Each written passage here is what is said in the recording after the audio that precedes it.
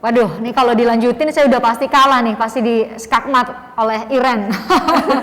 Iren, terima kasih sudah menerima kami dari Gen Indonesia, dari Mimbar Sopan dan juga Badan Pembinaan Ideologi Pancasila. Iren, sebagai gini, kalau kita nonton Iren, lihat dokumentasi bisa dibuka di YouTube banyak sekali, bisa punya prestasi, membanggakan Indonesia gitu. Itu gimana perasaannya? Jadi seorang Iren muda punya prestasi yang luar biasa sampai membanggakan Indonesia. Iya, puji Tuhan itu semuanya memang butuh kerja keras ya otomatis. Dan pada saat pencapaian penerimaan medali atau pas Indonesia Raya dikumandangkan, ya itu memang menjadi momen-momen yang sangat haru ya, karena memang perjalanan saya sebagai seorang atlet. Jadi untuk seorang atlet itu seperti ini Mbak Fristian. Jadi kita itu mempersiapkan 1 hari, dan dalam persiapan itu ada 100 hari misalkan. Dan kita harus benar-benar tampil punya performa yang sangat baik di hari ke-101 ya. Dan di mana di hari ke-101 itu kita nggak boleh terpleset sama sekali, karena kalau kita terpleset sedikit pun ya kan, hilang sudah persiapan kita yang 100 hari. Nah, tugas seorang atlet itu seperti itu, memastikan hari ke-101 seperti persiapan-persiapan kita sebelumnya, dan itu sangat susah sekali.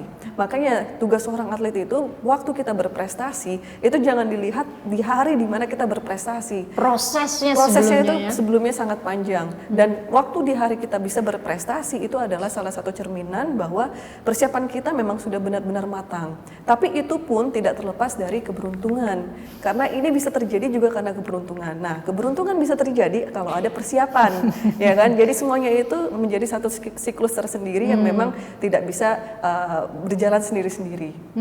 Kalau bagi Iren sebagai atlet nasional yang selalu membanggakan Indonesia, kalau ditanya makna nasionalisme buat Iren sendiri itu apa sih? Iya, makna nasionalisme bagi saya sebagai atlet Indonesia memang ada dalamnya ya, tapi secara sederhananya seperti ini. Saya sebagai atlet Indonesia dan didapuk oleh Indonesia untuk mewakilkan nama Indonesia di luar negeri ya. Jadi tugas dan kewajiban saya itu harus saya perhatikan dan saya lakukan. Contohnya sekarang, saya sedang berada di Platnas untuk SEA Games ya, yang akan nanti diselenggarakan di Vietnam akhir tahun ini. Nah, tugas saya, kewajiban saya adalah latihan, bertanding sesuai dengan jadwalnya ya kan, sesuai dengan apa yang pelatih saya bilang. Nah, itu harus saya kerjakan. Jadi sesederhana itu sebenarnya. Dan dalam persiapannya sendiri maupun dalam pertandingan dan setelah pertandingan, jangan sampai kita istilahnya mengabaikan bahwa kita ini atlet Indonesia. Contohnya sebelum pertandingan dan di olahraga itu sangat rentan sekali dengan adanya kecurangan, ya kan? Sangat rentan sekali, baik termasuk catur ya? Termasuk catur. Nah, itu jangan sampai kita lakukan, ya kan? Karena itu bukan untuk individu kita sendiri, tapi ingat loh, kita membawa nama Indonesia, ya kan? Kalau ada apa-apa satu negara dibully sama netizen dari negara lain bisa jadi di era sekarang ya? Betul. Jadi kita sebagai representasi Indonesia, ya kita harus benar-benar membawa nama baik ini, baik itu seorang olahragawan ataupun negarawan, politikus, ya kan? Duta-duta kita dan lain sebagainya, menteri-menteri kita, ya kan? Dan kita sebagai warga negara Indonesia sendiri pun ya kan juga kadang-kadang kita mempunyai tugas ini sendiri, bahwa dalam mengaplikasikan Pancasila ya kan kita tidak boleh mencoreng nama Indonesia sedikit pun. Jadi itulah kenapa banyak sekali undang-undang kita ya kan, bahwa duit tidak boleh korupsi ya. Selain dikorupsi, jangankan dikorupsi, dicoret-coret pun kan tidak boleh ya kan. Betul. Hal yang sedikit seperti itu. Nah, itu contohnya apa? Itu untuk mencontohkan bahwa kita sama sekali tidak boleh mencoreng nama baik negara kita ini. Dan sebagai atlet Indonesia, itu adalah hal yang pasti akan saya lakukan, yaitu saya tidak boleh curang, dan dalam permainannya sendiri ya kan saya tidak boleh sombong contohnya, ya kan. Ingat loh, saya mau representasikan Indonesia, dan setelah bermain ya kan saya juga tidak boleh dalam komentar-komentar saya, misalkan dalam pertandingan maupun saya kalah ataupun saya menang ya kan, itu harus benar-benar objektif dan juga respect, baik itu ke lawan sendiri maupun ke negara lawan saya wakilkan juga. Iya juga ya, kebayang kalau misalnya Iren nih lawan satu atlet dari negara lain, terus kemudian tulis di Instastory, mungkin bagi anda yang suka curhat di Instagram Story, terus bilang, nah ya kan atlet ini kan bisa menyerang personal, itu kan tidak bisa dilakukan oleh seorang Iren karena sadar betul bahwa dia adalah representasi dari kita semua, dari sebuah negara Indonesia, dari bangsa Indonesia. Keren Iren, makasih loh udah ngingetin itu, jangan suka curhat-curhat gampang-gampang curhat aja di Instagram. Nah ternyata Iren ini adalah ikon prestasi Pancasila 2019, betul ya, 2019. Nah kalau tadi saya sudah tanya soal nasionalisme, tadi Iren juga sudah cerita soal nilai-nilai Pancasila yang Iren coba aplikasikan ke dalam catur, ke dalam kehidupan sehari-hari.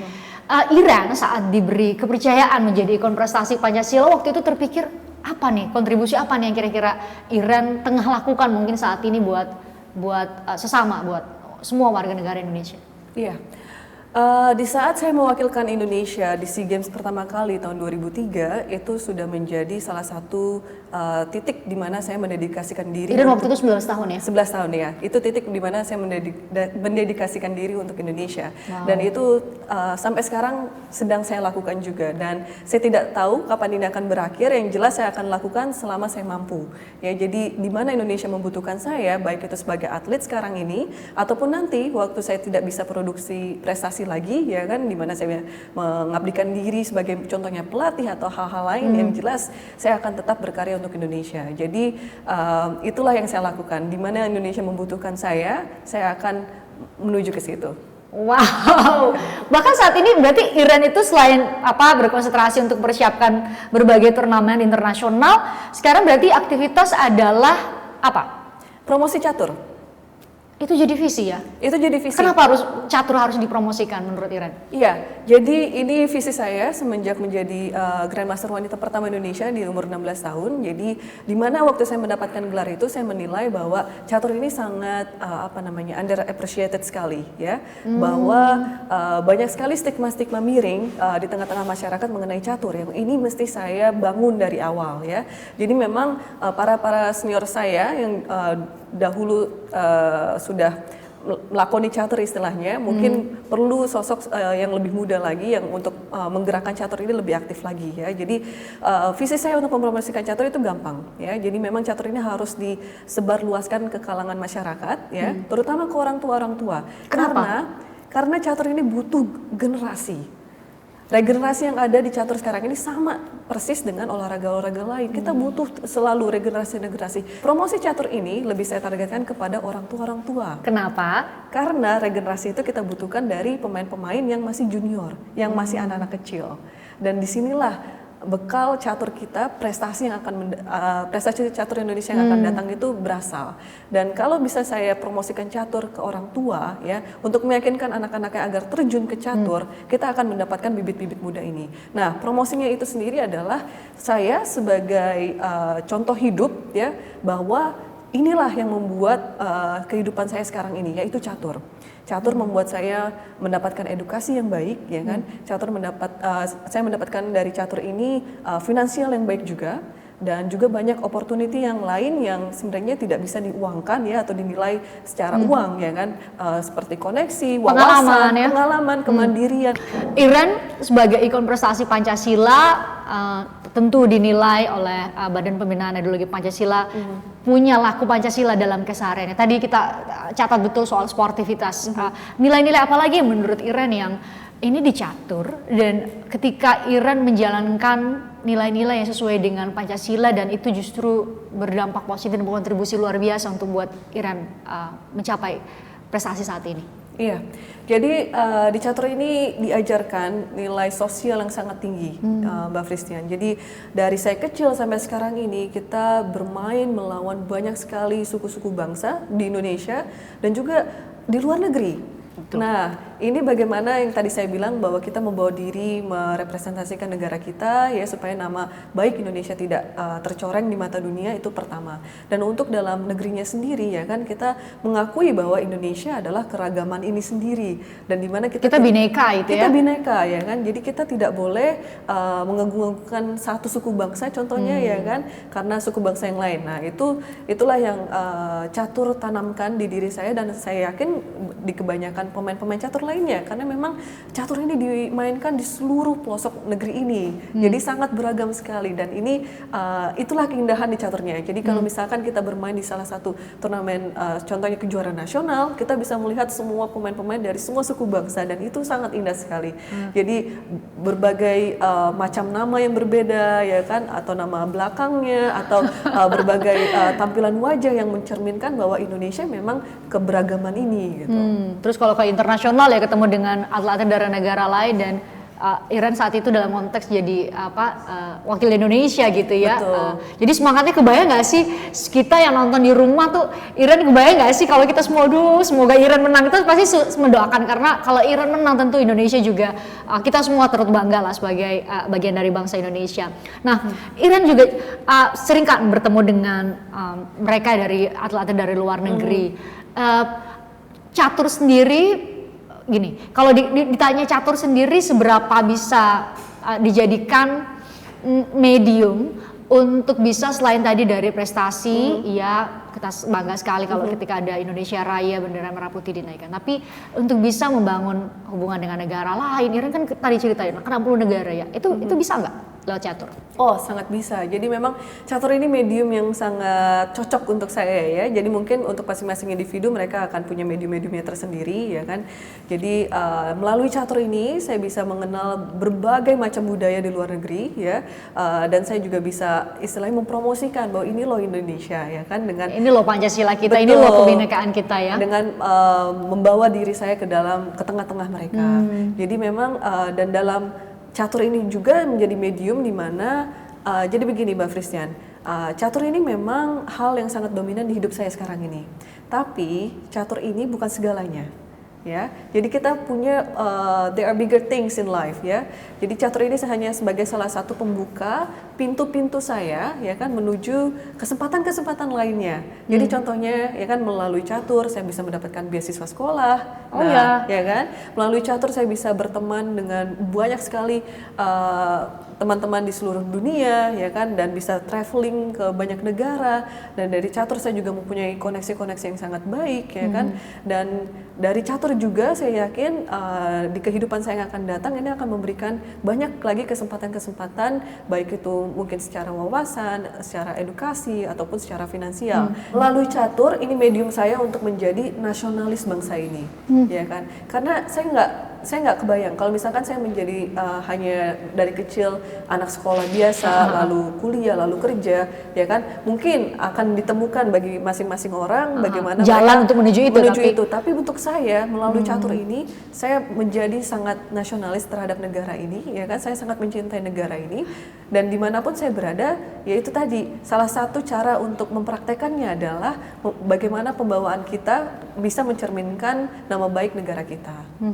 Jangan sampai kemudian hal yang kecil tadi Iren bilang benar-benar dipikirin tuh, jangan sampai kemudian mencoreng nama bangsa. Itu selalu menjadi apa ya, kesadaran yang Iren bawa kemana-mana ya.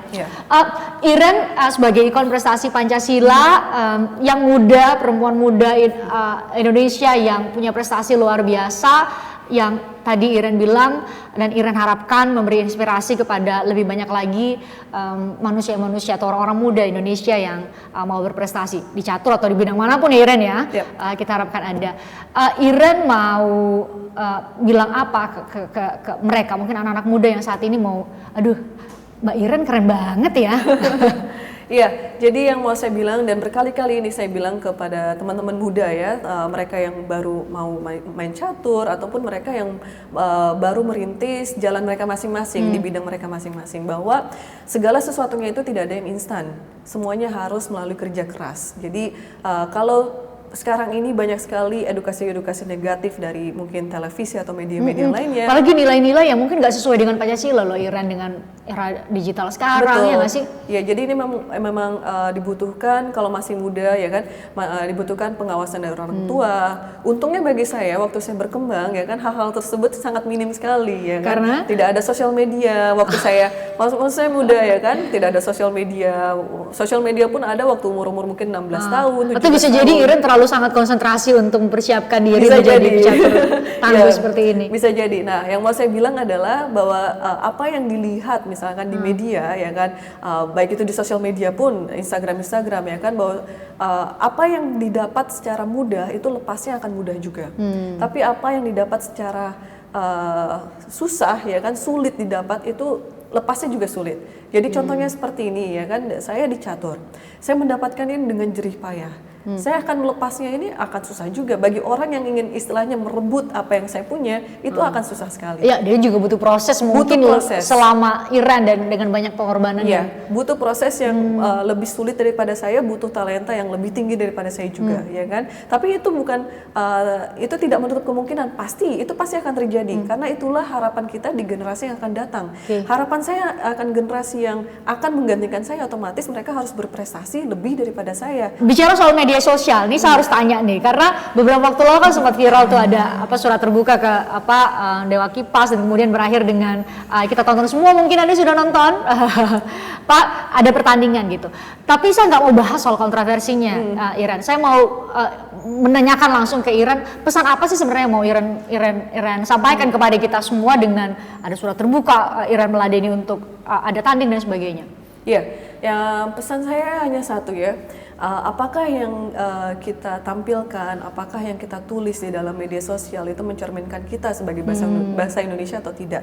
Kalau begitu kita mau pencet send atau post atau apapun itu, ya kan, kita pikir kembali bahwa ini pesan buat kita generasi Pancasila di era digital ya, era media sosial. Begitu kita mau klik OK atau apapun itu, begitu kita pikir kembali bahwa itu tidak mencerminkan diri sebagai bangsa Indonesia, jangan di send. Ataupun jangankan sebagai bangsa Indonesia, yang perlu kita lakukan sekarang ini hanya sebagai empati manusia biasa. Yang ini kadang-kadang dilupakan oleh para pengguna-pengguna internet, ya kan, khususnya netizen Indonesia. Dan itu terjadi kepada saya pada saat bulan Maret kemarin, banyak sekali hujatan-hujatan yang tidak pada tempatnya, ya kan.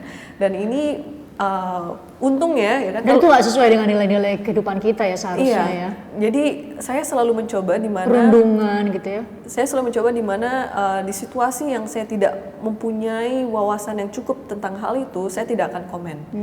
Jadi contohnya seperti itu, saya tidak mau sok tahu istilahnya ya kan, dan apalagi membuli atau menghujat orang-orang tertentu ya kan. Jadi kita belum tahu 100% ataupun sebagian besar duduk permasalahannya, ya kita jangan komen. Jadi mungkin harus lebih bijak seperti hal itu, kita cek dulu fakta-fakta yang ada, ya kan, jangan ikut-ikutan. Yang ada sekarang ini di Indonesia adalah kita ikut-ikutan, ya kan. Sekarang lagi zamannya saham Bitcoin, nih semua ikut-ikutan.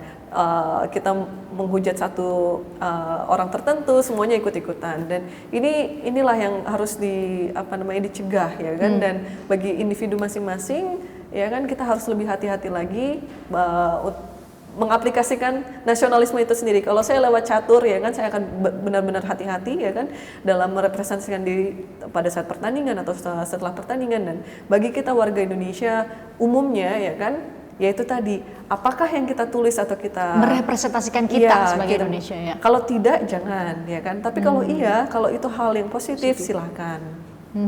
Iren mungkin ikut nih terakhir, mungkin sering ikut atau lihat beberapa video yang viral. Ada tuh video yang viral, bahkan ditanya aja nih, ada anak atau siapapun orang dewasa ditanya sila pertama Pancasila apa, masih ingat gitu. Itu bisa jadi mereka nggak tahu gitu, mungkin nggak lupa. Iren sendiri memaknai kita kalau paham Pancasila itu gimana sih? Terwujud dari apa sih? Terlihat dari apa sih? Iya, kalau untuk video yang viral seperti itu mungkin saya rasa jangan terlalu banyak dihujat, karena saya sendiri sebagai anak kecil, ya kan, ketika waktu saya diajari oleh Pancasila itu hanya berdasarkan hafalan, ya kan. Sebagai anak kecil, nalar kita belum sampai apa sih Pancasila itu. Kita hanya seharusnya menurut Iren? Seharusnya menurut saya adalah memang perlu sosialisasi yang lebih dalam lagi, ya kan. Dan untuk penyampaian ke dalam anak-anak, ya kan, itu harus disederhanakan sederhana mungkin supaya mereka bisa lebih mengerti Pancasila itu seperti apa sih. Dan mungkin bukan hanya teori, ya, lebih ke praktek. Jadi contohnya, ya kan, Pancasila itu kalau kamu media sosialnya itu jangan terlalu vulgar istilahnya ya kan. Kirim atau posting yang positif aja, komen-komen juga yang positif, jangan ada yang membuli sedikit pun. Itu kan salah satu bentuk Pancasila yang bisa anak-anak terapkan ya kan. Kalau untuk kita yang dewasa, kita penjabarannya lebih luas dan kita bisa lebih mengerti lagi ya kan. Tapi untuk mereka yang generasi muda ini yang hanya tahu Pancasila hanya sekedar hafalan, bukan pemahaman. Satu, sila dua, sila ketiga apa gitu. Itu mesti kita ada pendekatan lagi ya kan mengenai praktik kehidupan sehari-hari gitu. Jadi contohnya juga kalau misalkan anak-anak ke sekolah itu bagian dari Pancasila loh nak ya kan, dan di sekolah juga kan kita diajarkan banyak hal, dan di sekolah kamu jangan nyontek. Itu kan salah satu Pancasila ya kan. Jadi hal-hal sederhana seperti itu. Nah, anak-anak akan bisa merangkumnya dan mengerti lebih gampang dan menjadi laku gitu ya, menjadi perilaku ya. Jadi perilaku. Oke. Iren sendiri menegaskan kalau dia sangat nasionalis, perjuangannya melalui catur, perjuangan untuk mengharumkan nama bangsa, dan luar biasa Iren bisa cerita bahwa sejak kecil ternyata udah mimpi untuk membanggakan Indonesia. Mungkin satu lagi ya kan, saya nggak bisa bicara negara yang mana ya kan, tapi bentuk dari nasionalis saya adalah banyak sekali tawaran bagi saya untuk mewakilkan negara lain. Oh iya ya, karena atlet itu kan biasanya ya kayak pindah negara. Kayak sepak bola kan bisa jadi mewakili negara lain. Catur juga gitu ya, ada nggak tawaran itu? Dan di catur pun banyak cross country seperti itu ya kan. Dan itu sering terjadi, sangat sering terjadi juga di catur, dan itu terjadi juga di diri saya, yaitu penawaran seperti ada itu. tawaran untuk diajak ke negara lain? Pastinya ya, dan itu semuanya saya tolak. Jangan. Dan itu semua saya tolak, dan saya kembali ke Indonesia ya, dan tetap mewakilkan Indonesia. Iren sekolah di Amerika, mungkin negara lain juga ada mungkin yang melihat Iren dan berharap Iren jadi perwakilan dari negara mereka, dan Iren katakan tidak. Iya, betul. Demi Indonesia. Demi Indonesia. Itu salah satu bentuk nyata nasionalisme saya.